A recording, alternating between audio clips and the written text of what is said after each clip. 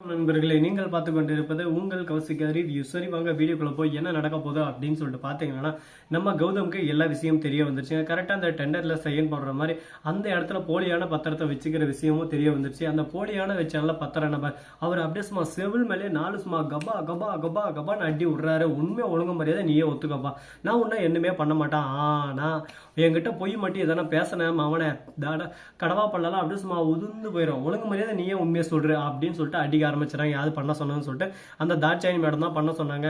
உங்க தம்பி கார்த்தியோ மறுபக்கம் அஞ்சலி இவங்க எல்லாம் சேர்ந்து தான் பண்ண சொன்னாங்க. இதுக்காக எனக்கு 1 லட்சம் காசு கொடுத்தாங்க.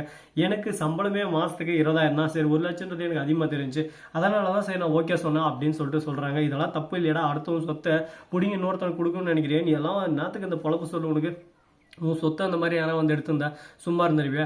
இது வேணும் உங்க சொத்து இல்லையே, நீங்களே ஒரு அனாதை பையன் தானே, அனாதை பையன் நீங்க சொத்து எடுத்து வச்சுருக்கிறீங்க அப்படின்னு சொல்லிட்டு தான் என்கிட்ட சொன்னாங்க. எனக்கு எல்லா விஷயமும் தெரியும். நீங்களே ஒரு அனாதை, இந்த அனாதைக்கு வந்து நீங்க வந்து ரொம்ப சீன் போட்டுனுக்கிறீங்களா? அவங்க சொத்து எங்க சொத்துன்னு என்ன பத்தி பேசுறேன். நான்லாம் நியாயமா தான் இருக்கேன்.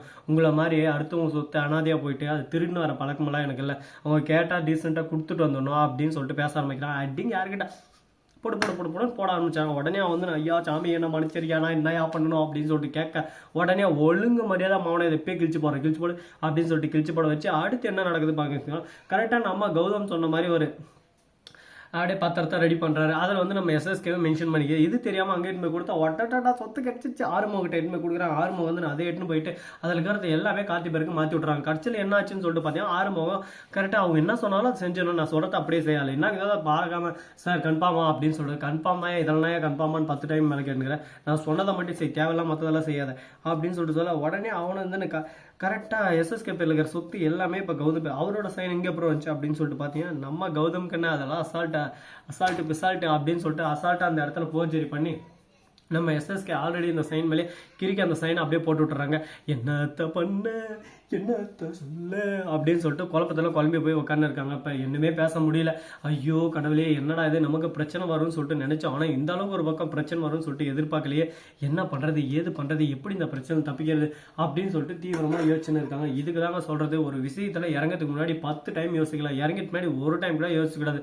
இறங்கி அடிச்சு ஓடுனே இருக்கணும். ஓட்டு ஓட்டு ஓட்டு ஓட்டு நிற்காம ஓட்டு ஓட்டு ஓட்டு ஓட்டு வர்றான் பாரு வேட்டைக்காரன் அப்படின்னு சொல்லிட்டு ஓட்டே இருந்தா கண்டிப்பா வெற்றி நமக்கு தாங்க. சரி முடிஞ்சு போச்சு. இதை பத்தி பேசி ஒன்றும் நடக்க பதில். அடுத்து என்ன பண்ணலாம் ஏது பண்ணலாம்னு சொல்லிட்டு அடுத்தபடியான விஷயத்தை தான் நம்ம யோசிச்சோம்னா கண்டிப்பா அடுத்து என்ன பண்ண போறோம் அப்படின்னு சொல்லிட்டு பாத்தீங்கன்னா, நம்ம கௌதம் இருக்கார்ல, அந்த கான்ட்ராக்டை மால் கான்ட்ராக்டை ஒரு பக்கம் எடுத்துறாரு. இதை போய் எஸ்எஸ்கே கிட்ட செலிப்ரேட் பண்ணல. எஸ்எஸ்கே கிட்ட போயிட்டு என்ன தம்பி எஸ்எஸ்கே ஜெயில் லெவல்கெல்லாம் எப்படி இருக்கு, இப்போ எல்லா கான்ட்ராக்டும் இப்போ என்கிட்ட உன்னால என்னடா பிடுங்க முடியாது, ஒரு யாரும் பிடுங்க முடியாது. ஏதோ இவன் சொத்தெல்லாம் திருடி கார்த்திக்கு பண்ணலாம், அப்படி பண்ணலாம் இப்படி பண்ணலாம்னு சொல்லிட்டு ஏதோ சதி திட்டெல்லாம் தீட்டணும் போல. அது எல்லாமே எனக்கு தெரியும். டேய் என்னடா சொல்ற, அப்போ எல்லாமே அங்கே வந்துருச்சு அப்படி இப்படின்னு சொல்லிட்டு, அதெல்லாம் உன் சொத்துடா, உன்னோட சொத்துடா. இப்போ உன்னால ஒரு யாரும் பிடிக்க முடியாது. இப்போ எல்லாமே உன் சொத்து கார்த்தி பேர் போயிடும். அஞ்சலி பற்றி நல்லாவே தெரியும். அஞ்சலி சும்மாவே கொடுக்க மாட்டான். இப்போ நீ என்னதான் எகிரி ஏறி கதறி கேட்டாலும் உனக்கு சொத்து திரும்ப வர போறதில்ல. கோவிந்தா ஸ்ரீனிவாசா கோவிந்தா, அதான் உன் நிலைமை இனிமே அப்படின்னு சொல்லிட்டு சொல்லிடுறாங்க.